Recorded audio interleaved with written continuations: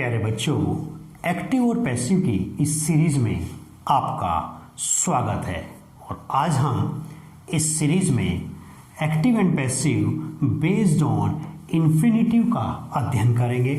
और इन्फिनिटिव पर जो बनने वाली पैसिव वॉइस है ये बच्चों को बहुत ज़्यादा कंफ्यूज करती है। तो आज आपकी ये सारी कंफ्यूजन दूर होने वाली है। तो बने रहिए हमारे साथ और वीडियो को एंड तक देखिए और आपको सारा क्लियर हो जाएगा। मैं आज इसमें बहुत अच्छी सेंटेंसेस जो आपको कंफ्यूज करते हैं और एग्जाम्स में अक्सर पूछे जाते हैं मैं सब क्लियर करूंगा। तो शुरू करते हैं। आप देख सकते हैं मैंने यहाँ पे कुछ वर्ब्स लिखी हैं जैसे कि let, bid, make, help, see, watch, here, और मैं लेट को अंडरलाइन कर देता हूँ। आप देखेंगे कि जो ये वर्ब्स हैं इनके बाद ऑब्जेक्ट आता है, फिर एक दूसरी वर्ब आती है। जैसे कि मैं आपको एक सेंटेंस लिखकर क्लियर कर देता हूँ। आई मेड हिम लाफ, मैंने उसको हंसाया। ये एक मेक की सेकंड फॉर्म है मेड, इसके बाद ऑब्जेक्ट आया और ऑब्जेक्ट के बाद आपकी ये वर्ब है।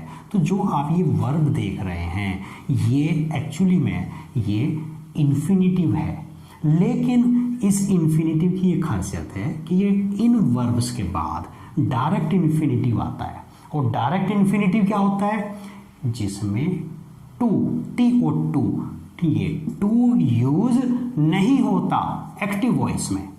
इन वर्ब्स के बाद एक्टिव वॉइस में जो इन्फिनिटिव का टू होता है वो यूज नहीं होता।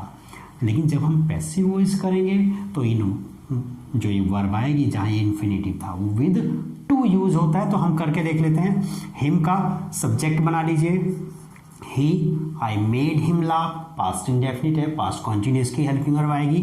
ही was made, he was made. यहाँ पे जो लाफ हम वर्ब लाने वाले हैं तो वो इन्फिनिटिव के विद टू के साथ लाएंगे। He was made to laugh by, और आई का ऑब्जेक्ट क्या हो जाएगा? मी। तो ये आपका इन्फिनिटिव। और एरर जो आती है आपकी यहीं आती है, ये अक्सर एग्जाम में पूछा जाता है। मैं एक और आपको करके दिखा देता हूँ। दे सा हर गो, एक आप सेंटेंस देख सकते हैं। यहाँ पे भी सी की सेकंड फॉर्म, उसके बाद ऑब्जेक्ट और ऑब्जेक्ट के बाद ये गो आया। और ये जो गो है मैं फिर बताना चाह रहा हूँ कि ये क्या है? डायरेक्ट इन्फिनिटिव है, इनके बिना टू वाला इन्फिनिटिव है।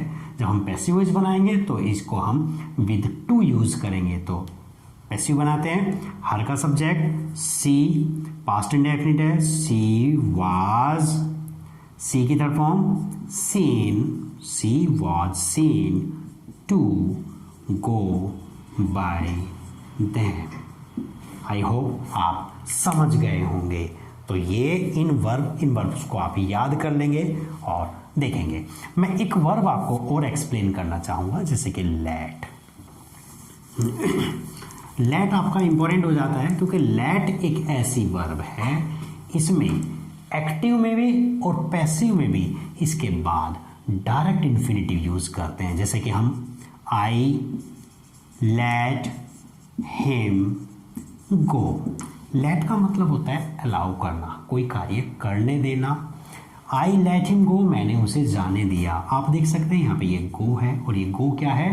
डायरेक्ट इन्फिनिटिव, यानी कि बिना टू का इन्फिनिटिव है। इसे डायरेक्ट इन्फिनिटिव को हम इन्फिनिटिव विदाउट टू और बेयर इन्फिनिटिव भी कह सकते हैं। हिम का सब्जेक्ट बनाइए।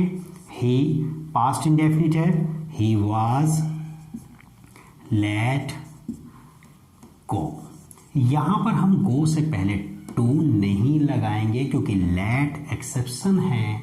लेट के साथ चाहे वाक्य आपका एक्टिव में हो या पैसिव में हो, इसके बाद हमारा डायरेक्ट इन्फिनिटिव आता है। तो ये इंपॉर्टेंट हो जाता है। He was let go by me. तो आई होप आप समझ गए होंगे। मैं और सेंटेंसेस आपको इन्फिनिटिव पर बेस्ड जो सेंटेंसेस है मैं और आपको करा देता हूँ जो बहुत इंपॉर्टेंट है और अक्सर एग्जाम में पूछे जाते हैं। जैसे कि आप देख सकते हैं, it is time to start the business. It is time to start the business. ये आपका एक वाक्य है। इट इज़ टाइम के बाद आप देख सकते हैं टू प्लस वर्ब की फर्स्ट फॉर्म है। तो प्यारे बच्चों, यदि इट इज़ टाइम आया है और इट इज़ टाइम के बाद कोई वर्ब है तो वहाँ पर टू प्लस वर्ब की फर्स्ट फॉर्म आती है। और यदि इट इज टाइम के बाद आपका क्या है, यहाँ नाउन है। क्या है? नाउन। तो यहाँ पर आपका फोर आएगा। जैसे it is time for breakfast, it is time for office, office के लिए समय हो गया है, तो आपका नाउन से पहले फोर आएगा इट इज़ टाइम के बाद। जो पैसिव वॉइस हम बनाएंगे तो देखिए स्टार्ट वर्ब है और इस वर्ब का ऑब्जेक्ट क्या है, ये आपका ऑब्जेक्ट है इस वर्ब का, यानी कि जो आपका इन्फिनिटिव का। तो इसमें हम क्या करते हैं, इट इज टाइम को लिख लेते हैं और इट इज टाइम के बाद हमें क्या करना होगा, फोर लाएंगे, फोर के बाद ही नाउन ले आएंगे, फॉर द बिजनेस। तो आगे ना देखो, इसके बाद इट इज टाइम के बाद फोर, फोर के बाद नाउन, तो ये हो गया it is time for the business. अब हमें जो पैसिव वॉइस बनानी है वो इस इन्फिनिटिव की बनानी है, और इन्फिनिटिव की passive voice to be plus verb की थर्ड फॉर्म पर बनाते हैं। तो टू स्टार्ट हो गया है तो इसकी पैसिव वॉइस क्या होगी, to be started. It is time for the business to be started. तो आई होप ये भी आपको समझ आ गया होगा। नेक्स्ट एक सेंटेंस और ले लेते हैं हम, जो कि वो भी इन्फिनिटिव पर ही बनता है, इससे अलग है। जैसे कि आप देख सकते हैं, मैं एक सेंटेंस लिख रहा हूँ, I am going to buy a new car. I am going to buy a new car बहुत इंपॉर्टेंट हो जाता है अक्सर एग्जाम्स में। ये इस तरह के सेंटेंस या ये सेंटेंस पूछा जाता है क्योंकि बच्चे कंफ्यूज होते हैं। बच्चों को लगता है कि ये प्रेजेंट कॉन्टिन्यूस है और प्रेजेंट कॉन्टिन्यूस की पैसिव वॉइस हम बीइंग करके बनाते हैं, BEING, जबकि ये बीइंग पर आधारित नहीं है, ये बीइंग पर नहीं बनेगा। तो ये क्या करते हैं, आई am going two by A new car, इसका मतलब ये है कि मैं निकट भविष्य में कोई कार्य करने वाला हूँ, करने जा रहा हूँ। तो आप क्या करेंगे, जो ये इन्फिनिटिव का ऑब्जेक्ट है इसको आप सब्जेक्ट बना लीजिए। तो क्या बनेगा, ए new car is going. Going तक को वाक्य को ऐसे रखिए और गोइंग के बाद आपका क्या बचा है, ये टू बाई इन्फिनिटिव है तो इस इन्फिनिटिव का पैसिव वॉइस बना दीजिए। टू बाई का passive voice to be bought. A new car is going to be bought, और फिर आपका जो सब्जेक्ट था उसको आप बाई कर लिख सकते हैं, by me. A new car is going to be bought by me. तो ये भी आपको, आई होप ये भी आपको समझ आ गया होगा। नेक्स्ट आगे बढ़ते हैं। एक सेंटेंस लिखता हूं मैं, there are 5 questions. There are 5 questions to solve। एक ये सेंटेंस है और आपका इन्फिनिटिव कहाँ है, टू प्लस वर्ब की फर्स्ट फॉर्म। तो बहुत आसान है, बहुत आसान है, बहुत ही आसान जितना आप सोच रहे हैं।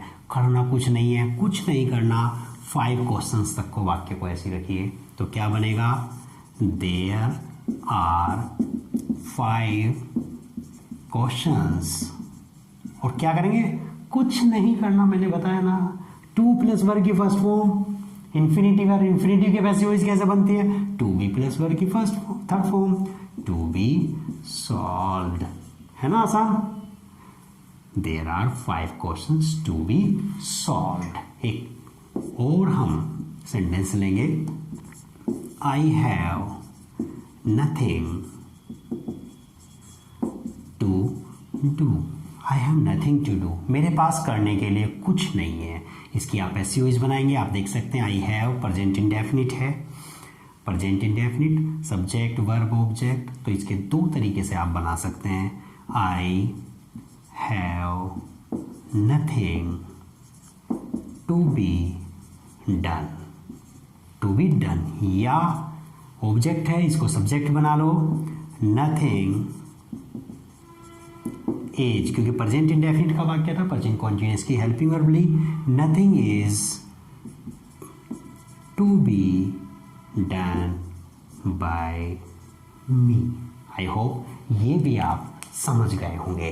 आगे बढ़ते हैं और मैं एक सेंटेंस और आपको क्लियर करा देता हूँ जो आपको बहुत कंफ्यूज करता है। बच्चे पूछते हैं he expects his friend to help him। एक वाक्य है, he expects, ये वर्ब है, ऑब्जेक्ट है और ये आपका इन्फिनेटिव, और ये ऑब्जेक्ट वो उम्मीद करता है, वो आशा करता है अपनी फ्रेंड से कि वो उसकी मदद करे। तो ऑब्जेक्ट क्या है? हिज फ्रेंड को आप सब्जेक्ट लिख सकते हो। हिज फ्रेंड प्रेजेंट इंडेफिनिट है, प्रेजेंट कॉन्टिन्यूअस की helping verb. His friend is expect की third form expected. His friend is expected to help him. Full stop. इसको हम ऐसे भी बना सकते हैं। आई होप ये भी आपको समझ आ गया होगा। He expects to be helped by his friend। दो तरीके से, और हम इसको ऐसे भी बना सकते हैं। तीसरे तरीका ये भी हो जाएगा, it is expected by him that he will help him। तो आई होप ये आपको समझ आ गया। और 3 तरीके से हम इसकी पैसिव वॉइस बना सकते हैं। तो आई होप ये सब आपको समझ आ गए होंगे। आप इनको बहुत अच्छी तरीके से देखिए, प्रैक्टिस कीजिए और बने रहिए हमारे साथ। मिलते हैं अगली वीडियो में। Bye bye.